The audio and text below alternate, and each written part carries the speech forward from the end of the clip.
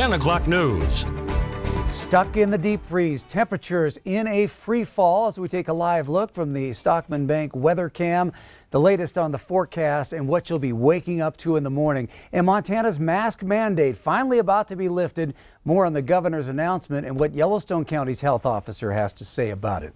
Good evening and thanks for joining us tonight. I'm Russ Riesinger. We'll get to that in just a moment. But first, as former President Donald Trump's Senate impeachment trial formally got underway, House managers began to lay out their case, arguing that he incited the Capitol insurrection over time as he tried to overturn the election results. CBS News correspondent Natalie Brand has the latest from Capitol Hill. House managers and former President Trump's Senate impeachment trial played a series of chilling and violent videos from the Capitol riot, some not previously seen. One shows Officer Eugene Goodman rushing to respond and directing Senator Mitt Romney to run for safety away from rioters. And here, Vice President Pence and his family evacuated as rioters who were searching for him and House Speaker Nancy Pelosi closed in. Nancy! Where are you, Nancy? President Trump put a target on their backs, and his mob broke into the Capitol to hunt them down. Serving as prosecutors, the 9 impeachment managers took turns detailing the events leading up to the deadly violence at the Capitol exactly 5 weeks ago. He assembled the mob, he summoned the mob, and he incited the mob. President Donald J. Trump ran out of non-violent options to maintain power. Using the former president's past tweets and words, they argue he fanned the flames well before that day in an effort to overturn the election. And if you don't fight like hell, you're not going to have a country anymore. At least 17 GOP senators would have to join Democrats to convict Mr. Trump. Alaska Republican Lisa Murkowski described the evidence presented so far as pretty damning. I think that the House managers are making a very strong case for a timeline that laid out very clearly with the words that were used, when he used them, how he used them, to really build the anger, the violence that we saw here in this Capitol. Texas Senator Ted Cruz called the footage horrific, but said the language from the former president doesn't come close to meeting the legal standard for incitement. Natalie Brand, CBS News, Capitol Hill. And in Georgia today, prosecutors announced they've launched a criminal probe into former President Trump's calls to Georgia's Secretary of State, asking him to find votes to overturn Joe Biden's win. The mask can come off this Friday. Governor Gianforte making that announcement after he signed the bill today that he had called a necessary first step to lifting the mask mandate. MTN's Jonathan Ambarian has more. Montana implemented a state mask mandate in July, and it's applied to all counties statewide since November. Now, Governor Greg Gianforte says he's ready to rescind the mandate by the end of this week. As I've said, we will continue to provide incentives to protect the health and safety of Montanans, and we will emphasize personal responsibility over mandates. He made the announcement Wednesday at a signing ceremony for Senate Bill 65, a measure that limits when businesses, healthcare providers, and other organizations can be sued over COVID-19 related damages. This is a significant step in getting Montana safely open for business. Gianforte had said implementing SB 65 was a first step before he'd consider lifting the mandate. Another of his requirements was that more vulnerable Montanans receive COVID vaccines. He says as counties start vaccinating those over 70 and pharmacies hold clinics in long-term care facilities, that requirement has been met. He also pointed to the continued drop in active COVID-19 cases across the state. Gianforte said while the state mandate will end Friday, local governments can still implement their own mask mandates. The state has announced they'll receive another 16,000 first doses of COVID vaccine next week and more than 13,000 second doses. But Gianforte said Wednesday he still wants the federal government to increase Montana's allocation. In Helena, Jonathan Ambarian, MTN News. Well, Yellowstone County's health officer is urging people to continue to make good decisions, even when this mask mandate goes away. I talked to John Felton today. He's a little concerned about what it could mean for the spread of the virus, but he also says he's encouraged by the progress that's being made. We're in a good place right now. We've seen our case counts come way down. We're getting vaccinated. We still need people to continue to be careful. So I think particularly where people find themselves in areas where they're compressed with a lot of others, masking is still going to be important. We as individuals will need to make that decision. And businesses can make their own decisions as well. They can choose to say, we're going to require people to be masked in our organization. Obviously, there's still a lot of vulnerable people who haven't been vaccinated and are still in danger. Right. The disease is still circulating. We're certainly pleased to see the lesser number of cases and the lower positivity rate. That's not the same as saying we don't have disease circulating in our community, because we do. A little worried, though, that those numbers could start to go back up again with people not wearing masks. Oh, sure. I think anytime that there's less compliance with the recommended preventive measures, we're at risk for disease counts increasing. We watch those on an everyday basis, and we publish them weekly. Again, we're still seeing about 40 new cases a day, every single day. So disease is circulating. You can watch that full interview in this story on KTVQ.com. Felton says only about 5,000 to 6,000 people in Tier 1B have been vaccinated in Yellowstone County, and that herd immunity is still a ways off. So his biggest piece of advice is, even when the mask requirement is lifted, don't let your guard down. The Lockwood School Board decided in a 4-3 vote to give families the option of returning to full-time school. Students had been attending 2 days a week in the middle and high schools and half a day in elementary schools. Q2's David J. has more on the new COVID plan. Some parents are happy with the decision to return to full-time school. Tons of excitement. A lot of parents that I knew that wanted their kids back full-time, they all made comments on Facebook and were texting about just how excited the kids were. Students may attend in person Monday through Thursday, with half a day on Friday for the elementary school.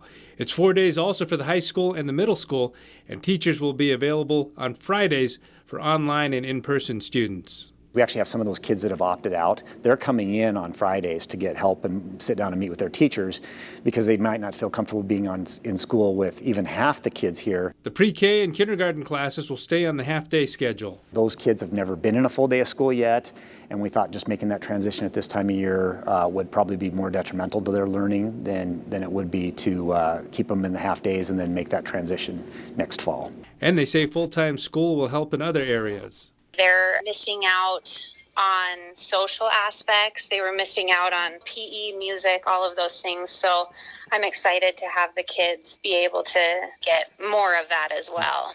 And some parents preferred the old schedule. In talking with my principals and stuff, I think this was a 60-40 type decision for most of us. I don't think anybody felt this is the only way we can do it. You know, the big thing going forward is, as a community and as a school, we just need to respect everybody's opinions on that. We are all trying to do what we think are best for kids. In Lockwood, David J., MTN News. Thanks, David. If the Yellowstone metrics allow, the high school and the middle school will start on the new plan on February 22nd, and the elementary school on March 8th. Masks and distancing will still be required where needed.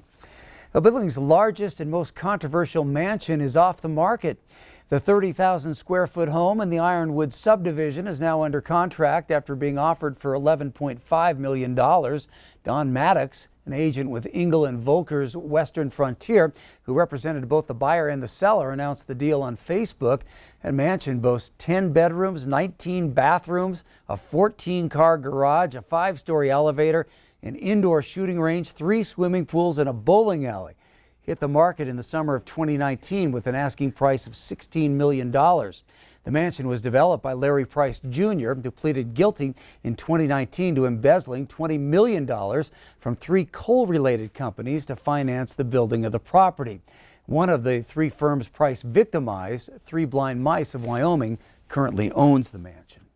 While signing a contract is a big move toward a sale, the deal could still fall apart and the house would go back on the market. Well, as you know, Republicans in Montana now control the governor's office and majorities in the legislature. And as MTN's Mike Dennison reports, they're also pushing bills this session to give the GOP and conservatives more influence over choosing the judiciary in Montana. If a state district or Supreme Court seat becomes vacant in Montana, the governor fills it by appointment, but must choose from a list of nominees vetted by an independent commission. Republican Governor Greg Gianforte is behind a bill to eliminate that commission and allow Gianforte to appoint whoever he wants. Lieutenant Governor Kristen Juras, speaking in favor of the bill, told a Senate committee this week what type of judges Gianforte would seek. Governor Gianforte is committed to bringing to the bench a diversity of legal background and subject matter expertise, including judges familiar with the legal issues faced by our farmers, ranchers, loggers, miners, entrepreneurs, and business owners. She also said members of the current Judicial Nomination Commission have been appointed largely by the previous Democratic governor, Steve Bullock. But let's get rid of the fiction that this is somehow a non-partisan process. It is not. But the current chair of the Nomination Commission, District Judge John Brown of Bozeman, said it's not a partisan group. Truly, we try to find the best possible candidates who will make the best possible judges. We are independent. We don't ask questions about whether our applicants are Republicans or Democrats. We don't care. We want the best possible judges. Opponents of the bill also said it may violate the state constitution, which says the governor must make appointments from a list of nominees. Jurists, however, said the bill allows the governor and the public to submit that list. On Wednesday, Republican Representative Barry Usher of Billings presented his bill that would ask Montana voters at the 2022 election to choose whether to elect our 7 Supreme Court justices by district rather than statewide. He said it would make the court more reflective of the political diversity of the state. And I think that it would help get our Supreme Court a little bit more aligned with our electorate. At least 4 of the 7 districts created by the bill would likely be dominated by Republican voters. Opponents of this proposal also said it appears unconstitutional and noted that a similar measure was struck down by the state Supreme Court just 8 years ago. Will these measures pass? As we mentioned, Republicans control the governor's office and big majorities at the current legislature. If they want these bills to advance, they will. Reporting from Helena, Mike Dennison, MTN News.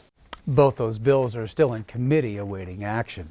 Still ahead on the MTN 10 o'clock news here on Q2, we'll dive in and break down a hotly contested topic in agriculture that has made its way to the Montana legislature. That story coming up next. Then a little later in sports, a new man is in charge at Montana State. We'll meet him, plus a city rivalry renewed on the college hardwood tonight in Billings. And it was another day with sub-zero temperatures. 3 below was the warmest reading, 12 below was the coldest, and that's right now. Forecast is coming up in a little bit. From Montana's news leader, you're watching the MTN 10 o'clock news. The right to repair is a heavily debated topic in agriculture these days, and the Montana Farmers Union is addressing the issue of a producer's right to repair their farm equipment by supporting legislation at the Montana legislature. With more on this story, here's the Montana Ag Network's Russell Nimitz. Montana Farmers Union President Walter Schweitzer says that proprietary software is preventing farmers and ranchers or even highly qualified local mechanics from working on their own farm equipment. Back in the day when farmers used to get together at the coffee shop and talk about our problems, almost always an issue with repairing our tractor or combine comes up. It is getting to be more and more of a problem because so much of this newer equipment is all controlled by electronic control unit, the little computer inside it. He says that's why the Montana Farmers Union is supporting LC 1562, sponsored by State Representative Katie Sullivan from Missoula and State Senator Mark Sweeney from Phillipsburg, that addresses the need for adequate service and repair to allow Montana farmers and ranchers to deliver their high-quality livestock and crops to market. So what the bill does, overall, the bill gives the owner the ability to purchase the diagnostic tools to make the repairs themselves, saving them time and money. And Walter says it's also very important to note that the right to repair legislation that they're supporting is targeted for equipment manufacturers and not our local equipment dealers. The thing I like about the bill that Representative Sullivan and Sweeney is proposing here is it's focusing on the equipment manufacturers, not our dealers. Our dealers are on this, they're playing on the same team as we are. Basically 3 equipment manufacturers that manufacture all the equipment, most of the equipment we use here in Montana. Now, farmers and ranchers can find more information about right to repair and even tell their own personal story by visiting montana.repair.org. In Billings, Russell Nimitz, MTN News. Thank you, Russell. And Russell says several other states are also considering similar right to repair legislation for farm equipment, including Florida, Nebraska, South Carolina, and Missouri. Up next in weather, Montana remains stuck in the freezer. And believe it or not, the coldest is still yet to come. Ed will have all the details coming up after the break.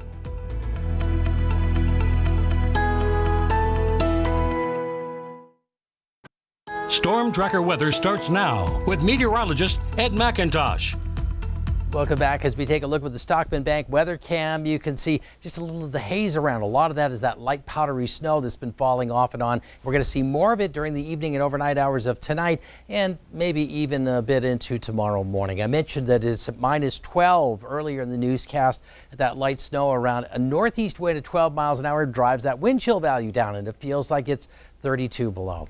But with all the cold, we still have to really take a look at some of the beautiful shots that come in as well. Brent sent this one from sunrise this morning around Sheridan, Wyoming. Then the middle of the day, Mercedes got this one from the Paradise Valley over around the Livingston area. Beautiful shot there. And then as the sun starts to set, we got to finish that one off with Chris as well around the Molt area. So throughout the day, the scene has been very pretty, but also very cold. Right now, 9 below is being reported from Livingston. You and Cody have 10 below, 3 below in Sheridan, 9 below in Miles City. You see the teens to 20s below with Great Falls 22 below zero right now. Factor in just a little bit of a wind, and it feels like it's 36 below. 41 below wind chill value here in Cutbank. And as we get into the evening and overnight hours of tonight, a lot of these wind chill values could drop down 50 to 55 degrees across the northern portion of the state. 40 below isn't out of the question for areas from around Roundup, Harleton, all the way over towards Baker to the south, including the Billings area down in through northern Wyoming. It's the same story we've talked about the last couple of days as far as the cold goes, but the snow is a little more of a concern this evening through western and southern Montana. But as this disturbance slips off during the overnight hours, that risk of snow will start to decrease. The upper level winds are still coming out of the northwest, so it's still drawing that colder air in and across the region.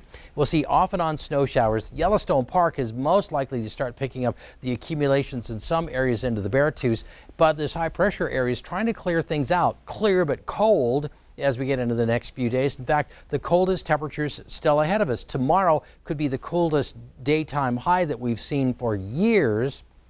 And then some of the colder overnight lows all the way Friday, Saturday, Sunday mornings could be 15 to 25 below through much of southern Montana and northern Wyoming. And record-setting cold could easily hit 30 to, in a few cases, 40 below zero into areas of northern Montana. But into early next week, we start to see the snow showers move back in, especially for the mountains of southwest Montana. But we're also getting a little bit warmer, especially starting by Monday, Tuesday, Wednesday across much of the region. We'll start to talk more 20s to low 30s.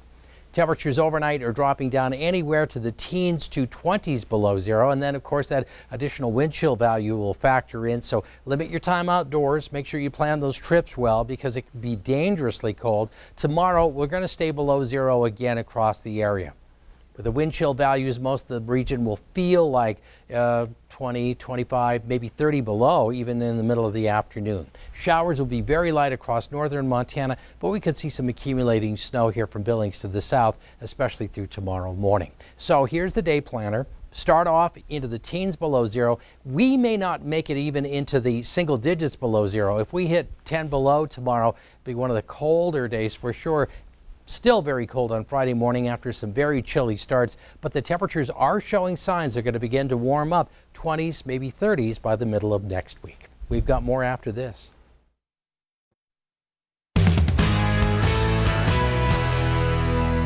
All right, we've got Crosstown College basketball tonight for the first time this season. Scott joins us now from Rocky. Yes, thank you. It's a doubleheader Wednesday night between the Rock and MSUB.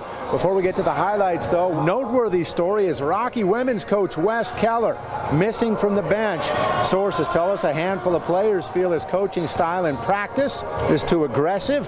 Administrators we reached out to basically refusing to acknowledge it. No statement, no confirmation, in fact, no response. At any rate, Wes Keller not on the bench tonight. Rocky using only 3 varsity players in this one, the others JV. Third quarter, Bears go to their size. Dominique Stevens, one of those varsity players, gets the bounce. Battling Bears up 6. MSUB in transition. Danielle Zahn jump shot. She had 13 points. We're tied at 46 after 3. Jackets now for the lead. Deani Boyce hits baseline. MSU Billings would jump up by 5, but Stevens keeps Rocky right there.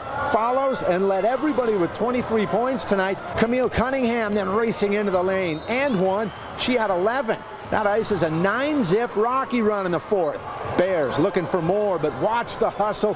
Courtney Nelson, get it out of here. Plus the save. Shelley again down low for the lead. 19 points for MSU Billings. Under 10 seconds to play. Rocky within 4. How about this sequence? Ruby Vanderhack hits a 3. 5 seconds left now. The Rocky 3 wins it. Shots not off in time. Kevin Wooden's young team survives a mostly JV Rocky squad, 70-68. How about the men? Battling Bears just 1-11 into this one. Mick Durham's Yellow Jackets 1-0 with only 4 games scheduled this season. Late first half, shot clock expiring for Rocky. Nick Hart hits it. Bears within 1. Then Tayshawn Bradford off a rebound. Got it. He had a nice second half. Other way, they leave Emmanuel Ajanaku all alone. MSU Billings up 5. Brendan Howard, 14 points in the first half for the Jackets. Final seconds, how about some rejection? Ajanaku, better now than on Valentine's Day. Yellow Jackets open it up with about 7 minutes left. Same teams a week from tonight at Alterowitz. Scott Breen, MTN Sports. All right, thank you, Scott. After a 2-week search for a new head football coach, Montana State found its guy. Brent Vegan was named the 33rd head football coach in Montana State history on Monday. MPN's Ashley Washburn talked with him today to bring us the latest. Montana State's new head football coach Brent Vegan made the return trip to Bozeman Tuesday and wasted no time implementing his vision for this upcoming football season, saying he has big plans for taking Bobcat football to new heights. Making the quarters, making the semis is great. That's a part of the ride. But winning the national championship is what we have to be all about. Coach Vegan met with players for the first time Tuesday and used that time to not only introduce himself, but to instill his championship mentality. To attain something, you got to be able to see it. And that's why I wanted to, spell that out day one. Now it's about putting together the plan so come 2021 we can put ourselves in the best position to reach those heights. The now former Wyoming offensive coordinator brings a strong pedigree of success at both the FCS and FBS level to the Bobcats, including 3 national championships while at North Dakota State. With the level of success that he has had in his career, bringing that championship mentality right here to Montana State was something we were looking for in our new leader. Vegan's success in identifying and mentoring young quarterbacks also played a major factor in the hire. It's time for us to take that next step, and I think having quarterbacks as weapons is a huge tool. I've had an opportunity to work with a lot of great quarterbacks through the years. Certainly from a recruiting perspective, there's one side of it. No one, what will we be looking for at the quarterback position?